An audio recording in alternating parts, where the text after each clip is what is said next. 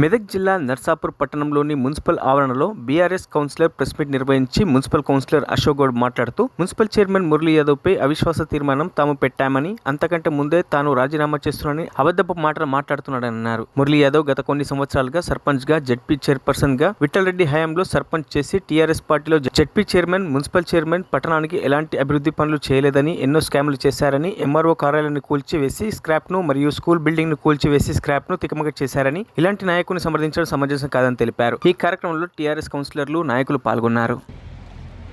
మరి జిల్లా అధ్యక్షుడిగా కానీ మన మున్సిపల్ చైర్మన్గా ప్రస్తుతం కూడా 20 సంవత్సరాల నుండి ఆయన పరిపాలన చేసిండు. మరి ఆయన అసమర్థత ఆయనంతా ఆయనే చెప్పుకోవడం జరిగింది. ఎందుకంటే ఎంత అసమర్థుడు అంటే చాలా అసమర్థుడు. 20 సంవత్సరాలలో నర్సాపూర్ పట్టణ ప్రజలు వేసిన ఓట్లతో గెలిచి మరి నర్సాపూర్ ప్రజలకు ఏమి చేయలేని ఒక అసమర్థ నాయకుడు మురళీ యాదవ్ అని తెలియజేస్తున్నాం. ఎందుకంటే 20 సంవత్సరాలుగా నువ్వే పరిపాలన చేస్తూ మరి ఏమి అభివృద్ధి కాలేదని చెప్పడంలో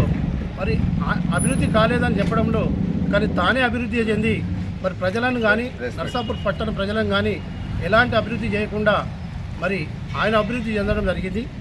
ఎందుకంటే మరి ఆయన అభివృద్ధి చెంది మరి రాజకీయ పార్టీల మీద ఆయన కమ్యూనిస్టు పార్టీలో రాజకీయ ప్రవేశం చేసి మరి విఠలరెడ్డి గారి ఆయనకు ఎప్పటిదాకా అధికారం ఉందో అప్పటి వరకు ఆయన వెంబడి ఉండి మన విఠలరెడ్డి గారి అధికారం పోగానే మళ్ళీ తెలుగుదేశం పార్టీలోకి వచ్చి మళ్ళీ తెలుగుదేశం పార్టీ 10 సంవత్సరాలు అధికారంలో ఉండగానే మళ్ళీ తెలుగుదేశం పార్టీ అధికారం విడిచిపెట్టి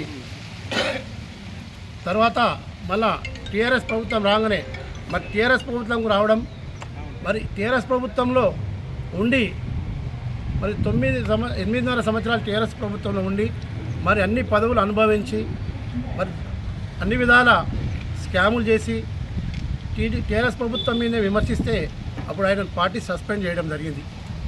సస్పెండ్ చేసినాక కూడా మనం టీఆర్ఎస్ ప్రభుత్వంతో కారు గుర్తు మీద గెలిచినాం ఒక కౌన్సిలర్గా. మరి ఎమ్మెల్యే గారు అయితే అప్పుడు ఉన్న ఎమ్మెల్యే మదన్ రెడ్డి గారు అయితే ఉండి ప్రత్యక్షంగా నీ వార్డులో ఎమ్మెల్యే గారు స్వచ్ఛంగా ఉండి నీకు నీకు గెలిపేయడానికి మరి ఎమ్మెల్యే గారు అప్పుడు చాలా కృషి చేయడం జరిగింది. మరి ఆయన కష్టంతో నువ్వు గెలవడం జరిగింది. మరి వారిని ఇలా విమర్శించే పరిస్థితి వచ్చింది. ఇలా మన చంద్రశేఖరరావును కానీ మరి హరీష్ రావు వల్ల నువ్వు ఎంత పెద్దగా అయినావో నర్సాపూర్ ప్రజలందరూ తెలుసు. మరి హరీష్ రావునే విమర్శించే స్థాయి నీకు వచ్చింది. మరి పార్టీని విమర్శించే పరిస్థితి నువ్వు తెచ్చుకున్నావు.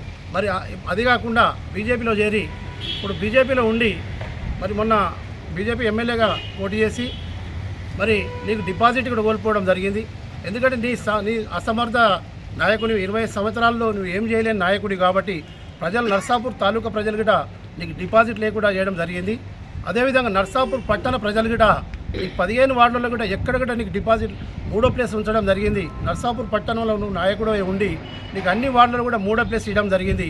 నువ్వు సిగ్గుశరం ఉన్న వ్యక్తి అయితే వెంబడే అప్పుడే రాజీనామా చేయాల్సింది పోయి మేము గత సంవత్సరం. మరిన్ని అప్డేట్స్ కోసం మా ఛానల్ని సబ్స్క్రైబ్ చేయండి.